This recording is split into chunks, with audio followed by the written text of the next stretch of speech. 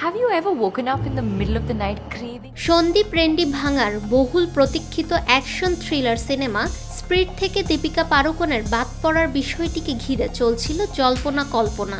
ভক্তদের কৌতূহলের পারদ যখন চরমে, ঠিক তখনই এলো চমকপ্রদ ঘোষণা।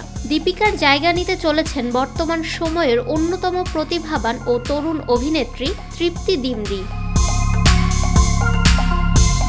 24শে মে নিজের সোশ্যাল মিডিয়ার হ্যান্ডেলে ছবি পোস্ট করে স্প্রিট সিনেমায় নিজের উপস্থিতির কথা আনুষ্ঠানিকভাবে প্রকাশ করেন তৃপ্তি। ক্যাপশনে তিনি লিখেছেন, এখনো বিশ্বাস হচ্ছে না, এই যাত্রার অংশ হতে পেরে কৃতজ্ঞ।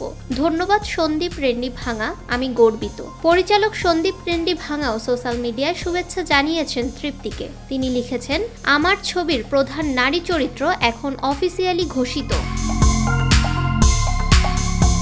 প্রথমবারের মতো পর্দায় একসঙ্গে জুটি বাঁধতে চলেছেন প্রভাস ও তৃপ্তি। অন স্ক্রিনে তাদের রসায়ন দেখার জন্য মুখিয়ে আছেন দর্শকরা। এর আগেও সন্দীপ রেন্ডি পরিচালিত অ্যানিমেল সিনেমায় কাজ করেছেন তৃপ্তি। সিনেমায় তার সুন্দর অভিনয় বেশ মুগ্ধ করেছিল দর্শকদের, যার কারণে স্প্রিট সিনেমায় এই নায়িকার অভিনয় নিয়ে দর্শক মহলে আগ্রহ এখন তুঙ্গে।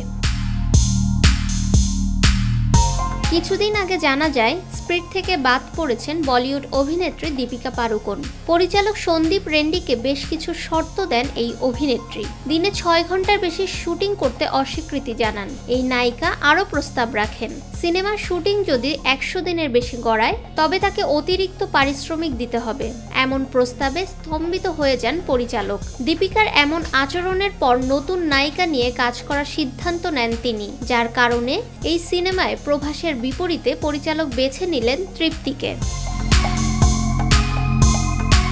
ফাহমিদা বিনতে আনোয়ার, নিরপেক্ষ নিউজ ডেস্ক।